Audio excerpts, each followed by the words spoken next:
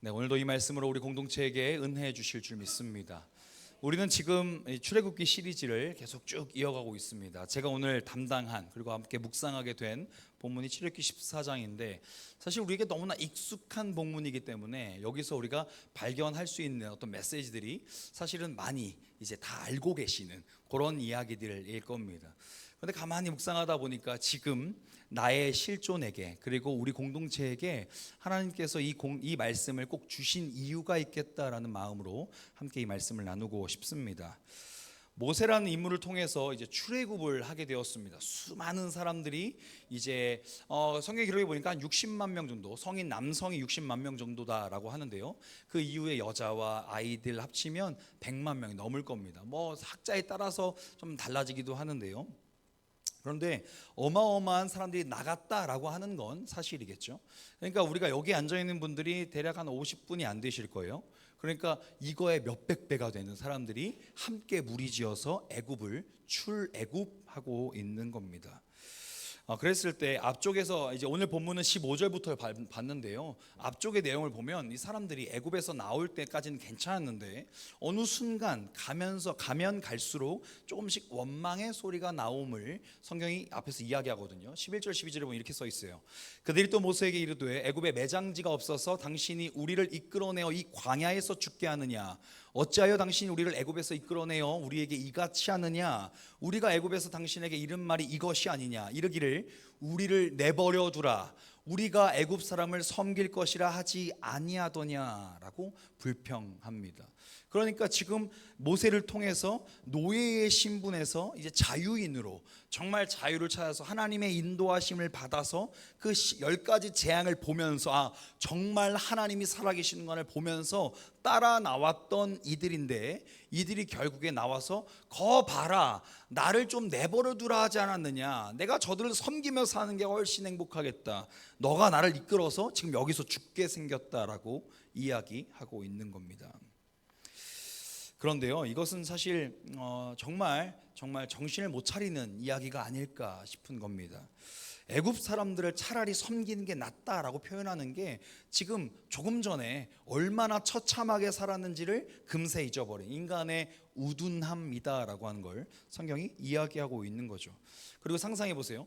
이렇게 많은 사람들이 이제 광야에서 이제 홍해가 앞에 있고 뒤에는 애굽 군사들이 막 쫓아옵니다. 그리고 사람들이 지금 방금 전에 이야기했던 것처럼 막 웅성웅성하고 있는 모습을 하고 있을 거예요. 그러니까 모세가 자 갑시다라고 인도를 해서 리드를 하고 있는데 그 맨 앞에서 가고 있는데 정말 이스라엘 수백만, 그러니까 100만 이상이 되는 그 많은 사람들이 수근수근하면서 아까 그 말씀처럼 차라리 내가 거기서 죽었으면 나았을 것을, 차라리 내가 거기서 좀 편안하게 잠이라도 잘 것을 왜 나와서 고생하고 있는 거야? 저 사람은 어디로 인도한대? 라고 하는 얘기를 100만 명이 동시에 하고 있다고 한번 생각해 보세요. 그러면 그 어떤 소리도 안 들릴 겁니다. 뭐 지금의 이런 마이크 시스템이 있으니까 말하는 대로 올리면 올리는 대로 커지거든요. 근데 여러분 조용히 하세요 라고 하는 얘기가 100만 명에게 들릴 수 있을까요? 그러면 수많은 사람들이 야 조용히 하래, 야 조용히 하래, 집중하래. 그 시차만 해도 사실 몇십 분이 걸릴 거란 말이에요. 수많은 사람들 앞에 단톡방으로 공지하는 것도 아니고 문자로 하는 것도 아니고 마이크가 있는 것도 아니고 정말 우왕좌왕하고 있는 웅성웅성 되는 그 소란한 소리들이 이 100만 명이 넘는 사람들 가운데 있었을 거다라는 것입니다. 근데 그 이야기의 내용이 너무나 처절한 내용인 거죠. 어떻게 간대? 그 다음은 어디로 간대? 라는 질문이 아니라 차라리 죽게 내버려 두지, 차라리 애굽에서 살게 내버려 두지, 왜 나를 인도해서 왜 이 모양 이 꼴로 만든 거냐고 그렇게 탄식하고 불평불만하고 있는 소리가 웅성웅성되게 모세의 귀에 들렸을 거란 말입니다. 게다가 정말 더 최악의 상황은 오늘 본문 앞절, 그러니까 바로 앞절에 보면 모세가 이렇게까지 선포합니다. 13절 14절인데요. 모세가 백성에게 이르되 너희는 두려워하지 말고 가만히 서서 여호와께서 오늘 너희를 위하여 행하시는 구원을 보라. 너희가 오늘 본 애굽 사람을 영원히 다시 보지 아니하리라. 여호와께서 너희를 위하여 싸우시리니 너희는 가만히 있을지니라. 분명히 모세가 지금 굉장히 담대하게 선포를 했어요. 그러니까 하나님의 구원하심을 바라보자. 우리가 지금 바라볼 것은 두려워함이 아니라 하나님께서 일하심을 봐야 한다라고 방금 전 선포했단 말이에요. 그리고 오늘 본문에 이르는 거예요. 그 다음 절이죠. 15절부터 오늘 본문인데, 오늘 본문에 이르러서 막 그들에게 어떻게든 잠식시키고 그들의 마음을 다시 잡은 것 같았는데, 그들 앞에 놓여져 있는 홍해라고 하는 현실이 다시 한번 등장한 것입니다. 이렇게 선포했지만 사실 모세의 마음에는 뾰족한 방법이 없지 않았을까요? 100만 명이 넘는 사람들을 이 홍해와, 그리고 뒤에 지금 애국 군대가 쫓아온다고 하는 그 얘기가 두려움 가운데, 그러니까 두려움 외에는 느낄 감정이라고는 없는 그냥 최악의 상황이 지금 모세의 마음이었을 거다라는 겁니다. 한 가지만 양해를 드리면, 우리 아이들은 저렇게 예배를 드립니다. 아시겠죠? 우리 아이들은 하나님 앞에서 뛰어놀며 자유로운 영혼들이니까 왜 이렇게 조용히 안 해? 하지 마시고, 우리 아이들, 저 아이가 나중에 온전한 예배자가 되게 하여 주옵소서, 그런 마음으로 같이 해주시면 좋겠습니다. 다시 본문으로 돌아와서요. 역시 너 얘기한 줄 알고 딱 이렇게 도망갔구나. 좋아요. 이런 상황 속에서 오늘 본문이 시작되는 겁니다. 그러니까 정말 어찌할 수 없고 어찌할 바 모르겠는, 뾰족한 방법도 없고 사람들은 이미 내 마음, 내 리더십을 떠나버린 그런 상황 가운데서의 오늘의 모습이죠. 그랬을 때 내가 만약 모세라면, 우리가 만약 모세라면 우리는 어떤 기도를 했을까요? 뒤에서 애국 군대가 쫓아와요. 앞에는 홍해가 있습니다. 그러면 하나님께 무슨 기도를 했을까요? 저 적군들의 공격을 막아주세요. 저 적들의 눈을 가리워 주셔서 우리의 어떤 공격할 수 있는 그런 것들 막아주세요. 저들의 마음을 진정시켜 주세요. 또는 더 나아가서 이 홍해를 조금 우리가 방법을 찾게 배를 좀 보여주시던가, 아니면 좀 건너갈 수 있는 다리를 좀 만들어 주시던가, 좀 어떻게 좀 해봐 주세요 라는 마음으로 하지 않았을까요? 또는 이런 마음이요. 저 적들에게서 우리를 구원해 주세요. 저 적들을 막는 어떤 그런 기도, 적들을 위한 기도, 또는 나를 위한, 우리를 위한 기도가 자연스럽게 우리 안에서 드러났을 겁니다. 그런데 이 기도의 내용을 가만히 살펴보면 사실 여전히 홍해를 건너기 전의 상황에 대한 기도예요. 다시 한번요. 이 기도는 지금 홍해를 건너기 전에, 홍해를 경험하기 이전에, 그때 우리가 보고 있는 현실, 내가 지금 경험하고 있는 현실, 내가 지금 생각할 수 있는 생각의 범주 안에서의 기도다라고 하는 것입니다. 그랬을 때 하나님은 이 기도를 사용하지 않으세요. 하나님은 이 기도를 들으신 게 아니라 하나님의 방법으로 하나님의 때에 응답해 가십니다. 그 본문이 15절 이렇게 등장해요. 여호와께서 모세에게 이르시되 너는 어찌하여 내게 부르짖느냐라고 말씀하시거든요. 그러니까 나한테 왜 기도하는 거야? 네가 알아서 해야지 라는 이야기가 아니에요. 지금 모세를 한번 생각해 보세요. 80년 동안 쩔어 있는 인생이었다고요. 40년 동안 왕자로서 산 삶이었지만 그냥 어떤 하인 한 명, 그러니까 군인 한 명 쳐 죽였다고 아버지에게 쫓김을 받고 있는, 죽을 위험에 처해 있는 건 처절한 모세의 인생이었을 거다. 제가 4장 나눌 때 같이 나눴습니다. 그러니까 왕궁에서 사는 것도 왕자로서 온전하게 사는 게 아니라 그냥 처절하게 눈치 지옥에서 살고 있었던 40년, 그리고 그 시대에서 넘어서 41세에 뛰쳐나와서 어떻게든 광야에서 버티고 견뎠던, 거의 반 죽어가는 그런 삶을 40년간 살았단 말입니다. 그러니까 80년간 쩔어있는 인생을 하나님이 타지 않는 떨기나무로서 부르셔요. 그 부르심을 가지고 모세가 회심함으로, 결단함으로 하나님 앞에 섰다라고 말씀드렸습니다. 하나님 앞에 서서 이제 하나님께 내 모든 걸 맡겨드리면서 하나님께서 하실 일들을 선포하는 자가 되었다라고 말씀드렸고, 오늘 본문 바로 앞절에 하나님의 구원하심을 바라보라라고 이야기합니다. 그러니까 이런 고백을 하는데 지금 모세의 마음에 웅성웅성되는 그 마음들이 모세에게도 전가됐을 거예요. 수많은 사람들이 불평불만하고 있으니까, 그냥 어떻게 할 수 없으니까, 내 방법에도 내 계획에도 내 생각에도 이건 끝이니까, 더 이상 방도가 없으니까 그냥 망했나 보다라고 생각했을지 몰라요. 습성적으로요. 우리의 인간의 본성적으로요. 그런데요, 하나님께서 그런 모세에게 말씀하시는 거예요. 야, 너의 인생을 처음부터 끝까지 인도한 자가 누군지 기억하지 않았느냐? 너의 삶을 80년간의 삶을 그렇게 처절한 지옥 같은 삶일지라도 그 삶을 내가 인도했다는 것을 너는 지금 알고 있지 않았느냐라고요. 그리고요, 그 마음으로 이스라엘 백성들을 이끌어낸 거 아니냐. 10가지 재앙 너가 만들어낸 게 아니라 내가 한 거 아니냐. 이 이집트, 이 애굽이라고 하는 나라를 내가 이겨내지 않았느냐. 그런데 왜 너는 너의 생각 안에서 기도하고 있느냐. 너는 왜 그렇게 기도하고 있느냐라고 하나님이 질책하고 계신 겁니다. 그래서 하나님은 이렇게 말씀하세요. 이스라엘 자손에게 명령하여 앞으로 나아가게 하고 라고 말씀하십니다. 지금 우리는 홍해를 건너기 전의 상황을 마주하고 있죠. 그러니까 이스라엘 백성들이 홍해를 건너는 게 아니에요. 홍해가 갈라진 것도 아닙니다. 홍해가 미동이 없어요. 그냥 그거를 어떻게든 건너가야지라는 생각을 했을지언정 지금 이스라엘 공동체 가운데 차라리 애굽에서 죽었을 것을, 차라리 이 땅이 아니라 그곳에서 종살이 했으면 좋았을 것을 하는 그런 마음이 그들에게 있었다고요. 그러니까 홍해를 건너기 전의 마음이에요. 그런데 하나님 뭐라고 말씀하세요?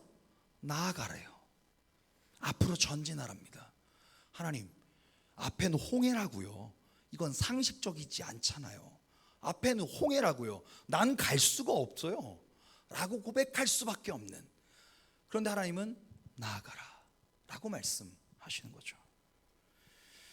출애굽기 4장에서 우리가 아까 말씀드렸던 것처럼 쩔어있는 인생이었어요. 모세는 3번이나 하나님의 부르심, 직접적인 하나님의 음성을 거부했던 자였다고요.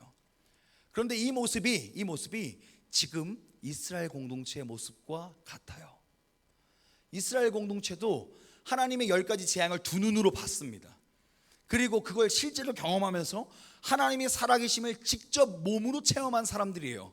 근데 그 사람들이 지금 하나님의 인도하심 가운데 말도 안 되게 이집트, 애굽의 왕이 내보내주는 말도 안 되는 현실을 경험하면서 아, 진짜 하나님이 살아계시나 보다, 진짜 하나님이 살아계셔서 우리를 인도하시는구나 라고 깨달을지 못할지언정 그것은 그때로 멈추고 오히려 다시 이 모세의 쩔어있는 모습처럼 이스라엘 백성도 우리가 그때로 돌아가면 좋았을 것을, 그런 이야기만 하고 있다는 겁니다. 그랬을 때 이 홍해 앞에서 이스라엘 백성들은 우리가 죽었다, 우리가 망했다, 우리는 끝났다라고 이야기하고 있는 겁니다. 근데 저는 이것을 한마디로 정신 나간 소리다라고 말하고 싶어요. 하나님의 살아계심을 이스라엘 백성들은 두 눈으로 보았고 경험했던 자들입니다.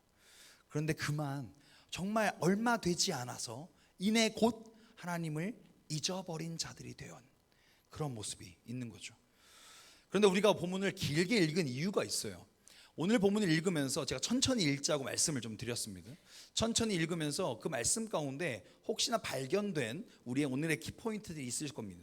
오늘 말씀을 다시 보면요, 하나님께서 이렇게까지 말씀하시거든요. 16절 보면 바다 가운데서 마른 땅으로 행하라. 그러니까 바다를 내가 가를 거야 라고 말씀하시는 거죠. 그 다음 말씀을 보니까 하나님의 사자가 그들의 뒤로 옮겨가매 라고 말하는 건 하나님의 사자가 앞에 있었다는 겁니다. 그러니까 그들을 인도하는 하나님의 사자가 있었다는 거예요. 그리고 구름 기둥도 앞에서 그 뒤로 옮겨갔다는 건 구름 기둥이 우리를 인도하고 있었다는 뜻입니다. 그냥 구름에 몽글몽글 이쁜 구름이다가 아니라 구름 기둥이라고요. 어마어마한 구름 기둥, 그 진을 둘러칠 만한 불기둥이었다고요. 그러면 진을 둘러칠 만한, 더위에 힘들지 않도록 구름으로 하나님께서 가리워 주셨다고 말씀하시는데 그 구름 기둥을 보면서 가고 있다고요. 지금 그 구름 기둥이 실제로 내 눈앞에서 움직이고 있다고요. 그리고 그 구름 기둥이 뒤로 옮겨가게 하나님 말씀하신답니다. 그리고요, 큰 동풍이 밤새도록 바닷물을 물러가게 하셨대요. 말라가게 하셨다라는 거죠. 정말 그게 바다가 그냥 순식간에 밀물, 썰물 개념이 아니라 말랐다라는 거예요. 말랐다. 계속해서요, 물은 그 좌우에 벽이 됐대요. 그냥 없어지면 밀물, 썰물인갑다 라고 생각할 수 있죠. 근데 벽이 됐대요. 마른 땅이 있고 바다가 있다라는 거예요. 눈앞에서 길이 열렸다라는 뜻이죠. 그걸 봤다는 겁니다. 그리고요, 새벽에 불과 구름 기둥 가운데서 하나님께서 불기둥과 구름 기둥이 여전히 있음을 말씀하시는 거죠. 그러면서 병거 바퀴를 벗겨서 여호와가 그들을 위하여 싸워 애굽 사람을 치는도다라고까지 이야기합니다. 하나님이 병거 바퀴를 벗기셨답니다. 우리는 홍해의 기적을 볼 때 그냥 홍해를 갈라주신 줄만 알았어요. 그냥 단숨에 바다가 갈라져서 야, 이거 기적이다, 어마어마하다, 진짜 대단한 사건이다 라고만 인식해 왔어요. 그런데 말씀을 천천히 읽어보니까요, 하나님은 바다만 가르신 게 아니에요. 하나하나 조율하고 계셨던 거예요. 우리의 시선으로 볼 땐 좀 단숨에 우리가 반짝 해가지고 바다를 건너가면 깔끔하게 끝날 일인데 밤새도록 바다가 말라가는 것까지 봐야 돼? 아니면 좀 기적적인 방법이 없어? 라고 생각할지 몰라요. 근데 하나님은 그 시간을 하나님의 타이밍이라고 말씀하시는 거죠. 하나님의 때에 하나님의 방법으로 라고 하는, 이건 우리의 신앙적 관용어구가 아니에요. 하나님이 하나하나 만져가신다는 믿음의 고백인 겁니다. 하나님께서 병거 바퀴까지 벗기셨대요. 근데 우리는 그리고 이스라엘 백성들은 이 과정을 바라보지 못하고 있는 거죠. 그리고 저는 오늘 이 마지막 본문이요, 여호와가 그들을 위하여 싸워 애굽 사람을 치는도다. 이건 곧 하나님께서 우리 공동체에게 주시는 메시지이기도 한 거거든요. 쭉 넘어가서요, 모든 전쟁은 나에게 속한 것이 아니다라고 말씀하시는 거예요. 모든 전쟁은 하나님께 속한 것이라고 말씀하시는 거예요. 그런데 우리는 이 전쟁을 우리가 해내려고 해요. 그리고 우리의 경험의 한계 아래, 우리의 시선의 한계 안에, 우리가 예측할 수 있는 범주 안에, 우리가 지혜를 내볼 수 있는 만큼의 양 안에서, 그 울타리 안에서 이건 이렇게 하면 되겠지라고 하는 것이 우리들의 일상이 아닐까라는 거죠. 근데 오늘 말씀은 야, 전쟁은 내 거야 라고 하나님 말씀하시는 거예요. 하나님은 우리를 그렇게 인도하길 원하신다라는 거죠. 사랑하는 여러분, 우리가 오늘 살아가는 이 삶 가운데 우리가 정말 기억해야 하는 건, 우리가 정말 바라봐야 하는 건 무엇일까요? 제가 종이를 하나 가져왔어요. 반주 조금만 주시겠어요? 설교를 마치면서 이 종이로 우리 여러분들에게 좀 같이 예시를 드리고 또 같이 기도하는 시간을 좀 갖고 싶습니다. 우리는 우리 인생을 살아갈 때요, 좀 이렇게 좀 깨끗한 종이가 되기를, 그러니까 어떤 아픔이나 어떤 슬픔이나 어떤 어려움이나 내 자신의 실존적으로 좀 괜찮은 사람처럼, 남들 앞에 좀 자랑스럽고 자연스러운 사람처럼 살길 원해요. 그런데 가만히 생각해 보세요. 반주 조금만 줄여주시겠어요? 가만히 생각해 보세요. 이 종이는 힘이 없습니다. 이 종이가 만약 저기로 날아가고 싶다고 생각해 볼게요.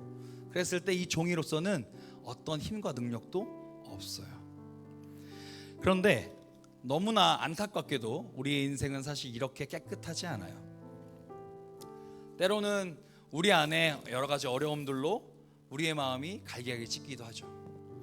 때로는 우리 마음에 여러 가지 한계를 경험하면서 또 구멍이 나기도 하고요. 우리의 기도처럼, 우리의 원함처럼 인생이 흘러가지 않아서 우리의 실존이 온전한 모습이 아닌 그냥 찢겨져 버린, 더 이상 쓸데없는 쓰레기처럼 느껴질 수도 있겠어요. 근데 하나님 뭐라고 말씀하시냐면요, 이스라엘 공동체의 컨디션이 어떻다라고 말씀하시지 않으세요. 이스라엘 공동체의 영적 수준이 어떻다, 그렇게 너희는 그 정도 되니까 내가 이 정도의 은혜를 줄 거다 라고 말씀하시지 않으세요. 오늘 본문에서 이야기하는 하나님께서는 우리가 이런 실존이라 할지라도 우리가 어차피 이 종이도 힘없이 떨어질 수밖에 없는 종이라고요. 그런데요, 하나님께서는 우리가 원하는 저 목적지를 향해서 하나님께서 인도해 가신다고 약속하신단 말이에요. 어떻게 인도하실까요? 바람을 불어가지고 막 겨우겨우 하실까요? 그렇게 겨우겨우 하나님께서도 힘겹게 우리를 인도해 가시는 걸까요? 아니요. 오히려 하나님의 인도의 방법은 하나님께서 우리를 더, 우리가 죽고 우리가 낮아지고 우리가 없어지는 모습을 통하여 하나님의 손 안에 있는 존재로서 더 크고 놀랍게 하나님의 방법으로 하나님의 때에 응답하신다라는 겁니다. 사랑하는 여러분, 우리에게 속한 전쟁이 아니에요. 우리의 일상에 있는 여러 가지 기도의 제목들도, 우리 공동체를 향한 하나님의 마음도 우리에게 속한 게 아니라고요. 우리가 해결할 게 아니라는 겁니다. 우리가 어떻게 할 수가 없는 거라고요. 그런데 왜 그것에 아등바등하며 살아가는 것이 우리들의 실존일까요? 연약한 존재니까요. 그런데요, 하나님 다시 한 번 더 말씀하시는 거예요. 사랑하는 딸아, 사랑하는 아들아, 이 전쟁은 나에게 속한 것이다. 이 모든 것은 나에게 속한 것이다. 너희의 생명도 너희의 인생도 앞으로 걸어갈 길도 내가 인도할 것이다 라고 하나님 말씀하시는 겁니다. 그러면 우리가 의지해야 될 건 내 모습이 온전한 모습인지 찢겨진 모습인지 엉망진창인 모습인지가 아니라, 예 주님, 내가 지금부터 하나님의 손 안에 붙들린 자 되길 원합니다. 전쟁은 하나님께 속한 것인즉 내가 그 주님 의지하며 나아가겠습니다 라고 고백하는 것, 그것이 우리가 살아내야 될 삶의 목적이요 삶의 방향성임을, 그것이 한계를 넘는 신앙의 모습임을 성경이 이야기하고 하나님 우리에게 말씀하실 줄 믿습니다. 이 시간 우리 이 말씀을 기억하면서 우리 이 찬양으로 함께 결단했으면 좋겠습니다. 우리의 마음 가운데 여러 가지 벅참들이 있을 줄로 알아요. 여러 가지 어려움들이 있을 줄 압니다. 그런데요, 그 모든 것 이 찬양의 가사처럼 전쟁은 하나님께 속하였습니다라고 고백할 줄 아는 우리의 고백 되길 원합니다. 우리 이 시간 이 찬양의 고백 결단하며 함께 선포하며 나아가길 원합니다.